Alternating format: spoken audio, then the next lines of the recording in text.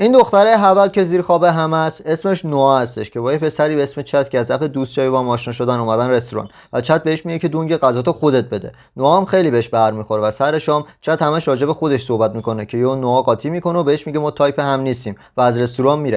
بعدش هم میره باشگاه بوکس پیش رفیقش مولی و بهش میگه که با تخمی ترین پسر دنیا رفتم سر قرار. مولی هم بهش میگه که جان مادرت انقدر نده. فراش میره فروشگاه و اونجا پسری به اسم استیو رو میبینه که از بچهای کاپیتان آمریکا هستش و استیو مخشو میزنه و شماره نوآ رو میگیره. فراش میره سراغ مولی و بهش میگه که یه پسر پیدا کردم اصلا شلیل. مولی هم بهش میگه که این مشخصه که تو داری میگی احتمالاً زن داشته باشه. نوآ هم میگه که نه. بعدش هم میره پیام میده به استیو و قرار میذارن تو رستوران. بعدش هم میرن خونه استیو و مستند راز بگار رو درست میکنن. فراش زنگ میزنه به دوستش مولی و میگه دیشب یه جوری دادم که اصلا سوراخام بسته نمیشه. مولی هم که نگران رفیقشه میگه چرا این یارو اصلا صفحه مجازی نداره. خلاصه نوآ میمونه پیش استیو و استیو بهش میگه که یه خونه دارم وسط جنگل، میای بریم اونجا من سیخ بزنم تو جیغ بزنی. نوآ هم قبول میکنه. از اون طرف من مولی داستانو میگه و اونم میگه که یه لوکیشن بفرست وقتی رسیدی اونجا یه وقت بلای سرت نیاره. وقتی نوآ میره اونجا پشماش میریزه از بس که خونه قشنگه و استیو میگه که چرا اینجا آنتن نداره. استیو هم میگه که چون وسط جنگلیم نگران نباشی یه سیخ میزنم به تو بعد میریم.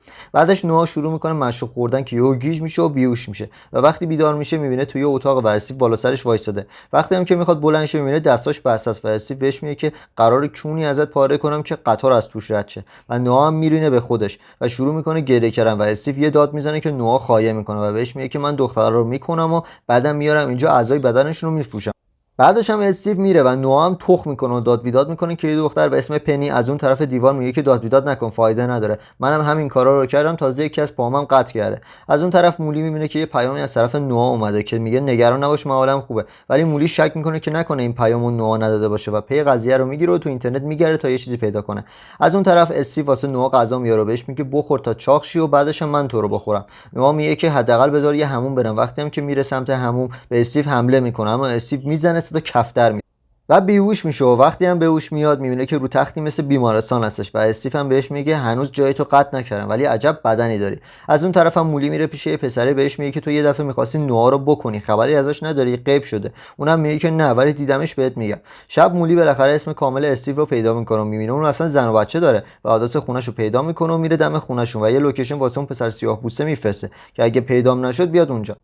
اون طرف داستانم استیو یه مجله داده به نوآ تا بخونه و صداش در نیاد و نوآ روی یکی از صفحه‌های متن پیدا میکنه که نفر قبلی نوشته اگه داری اینو میخونی من نفر قبلیم و مردم و اگه تو الان نکشتت یعنی ازت خوشش میاد. مولی میره خونه استیو و زن استیو میگه که شوهرت داره بهت خیانت میکنه اما اونا باور نمیکنه که یو استیو از راه میرسه و مولی رو میبره یه گوشه یا گوشی نووا رو بهش نشون میده. بعدش هم استیو میزنتش و بیهوش میشه. بعدش استیو میره پیش نوآ و واسش لباس و اینا برده و میگه خوشگل کن که قراره امشب گوشت آدم بخوریم. بعدش هم استیو میره خونه پیش آنا و اونجا حسابی میکنتش و خود آنا هم یه پا نداره که استیو قطعش کرده. بعدش هم استیو برمیگره و برای نوآ شام درست میکنه. بعد شام هم مولی رو میبره زندانی میکنه و پاول هم که میبینه از مولی خبری نیست میره خونه استیو. نوآ هم که اشوه خرکی میاد و سعی میکنه که مخ استیو رو بزنه. استیو هم خوشش میاد و به نوآ میگه که میخوام یه چیزی نشونت بدم که یه تابلو رو میزنه کنار رو میگه اینا عکسای دختراییه که تا الان کشتم و اونم گوشیاشونه که یه چشمش به گوشی میخوره که مال مولیه و تصمیم میگیره که مثل جینده‌ها رفتار کنه که تا مخ استیو رو بزنه و فرار کنه. و به استیو میگه که قبل اینکه عملیات رو شروع کنیم بذار یه دستشویی برم و بعد بیام. استیو هم دولو در میاره و میذاره هوا بخوره و نوآ هم خمیر دندون رو برمی‌داره و میمونه به چشمای استیو و فرار میکنه و میره سراغ مولی و اون دختره آزادشون میکنه. بعدش هم با استیو درگیر میشن و میزنن صدا سگ میده و فرار میکنن. استیو هم اسلحه رو برمی‌داره و شلیک میکنه. بعدش هم تا استیو میاد نوآ رو بزنه مولی حمله میکنه بهشون. نوآ هم تفنگ رو برمی‌داره و شلیک میکنه به سر استیو و همون موقع آنا هم میرسه و با اونها درگیر میشه و آنها هم میکشن. بعدش هم میرن کنار یه درختی نفس بگیرن و فیلم همینجا به پایان میرسه. خب دوستان گلم سابسکرایب چنلمون فراموشتون نشه. دوستتون دارم. خدا نگهدار.